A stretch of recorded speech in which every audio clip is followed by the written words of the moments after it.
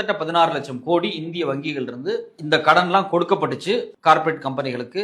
அதெல்லாம் திருப்பி தரல அப்படிங்கிறதுனால பேலன்ஸ் ஷீட்டை கிளியர் பண்ணி காமிச்சா பேலன்ஸ் ஷீட் ஸ்ட்ரென்தன் பண்றதுக்காக நாங்க பண்ணியிருக்கோம் அப்படின்னு சொல்லி இது நமக்கு ரொம்ப அதிர்ச்சியா இருக்கு. ஒரு 6 லட்சம் crore SBI bank, Punjab national bank, bank of Baroda, union bank of India, bank of India, இந்த 5 பேங்க் மட்டுமே தள்ளுபடி பண்ணியிருக்காங்க.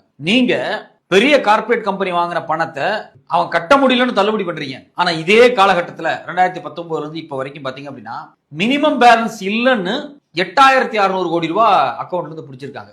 என் அக்கௌண்ட் முதல் கொண்டு மினிமம் பேலன்ஸ்ல இருந்து பிடிக்கப்பட்டிருக்கு. நல்லா போய் ஸ்க்ரூட்டனைஸ் பண்ணி பாத்தீங்க அப்படின்னா நம்ம கவனிக்க மாட்டோம். பெரும்பாலும் கவனிக்காமலேயே மினிமம் பேலன்ஸ் இல்லன்னு நம்ம பணம் பிடிக்கப்பட்டுக்கிட்டே இருக்கு.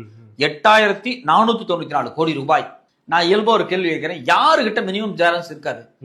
வேலைக்கு போறவங்க, நடுத்தர வர்க்கம், உழைக்கிற வர்க்கம், பாட்டாளி வர்க்கம், இவங்கள்ட்ட தான் அவங்களாலதான் மெயின்டைன் பண்ண முடியாது. கையில காசு இருக்காது. அவசர தேவைக்கு மினிமம் பேலன்ஸ் முதல் கொண்டு எடுத்து செலவு பண்ண வேண்டிய நிலைமையில் இருப்பாங்க.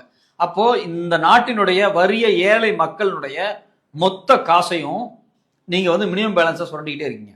நீங்க என்ன சொல்றீங்க? நாங்க அரசு திட்டம் கொண்டு வர்றோம், மத்திய அரசாங்க திட்டம் கொண்டு வர்றோம், இந்த திட்டத்து மூலியமா நாங்க மணி டிரான்ஸ்ஃபர், அதாவது பினான்சியல் தான், நாங்க டிரான்ஸ்ஃபர் பெனிஃபிட்ஸ் தான் வச்சிருக்கோம், நாங்க பணமா தான் போடுவோம் அப்படின்னு சொல்லி நீங்க என்ன பண்றீங்க? ஒரு அக்கௌண்ட் ஓபன் பண்ணு அப்படிங்கிறீங்க. கிராமப்புறத்தில் இருக்கவங்க கூட அக்கௌண்ட் ஓபன் பண்ணா தான் பணம் உங்களுக்கு கிடைக்கும்னு சொல்றீங்க. ஸோ அது ஒரு ஸ்ட்ரக்சரா நாங்கள் கொண்டு வரேன்னு சொல்றீங்க. ஓகே, ரைட்டு, அதை கூட ஏத்துக்கலாம். நீங்க ஸ்ட்ரக்சரா கொண்டு வரீங்க. எந்த தொகையா இருந்தாலும்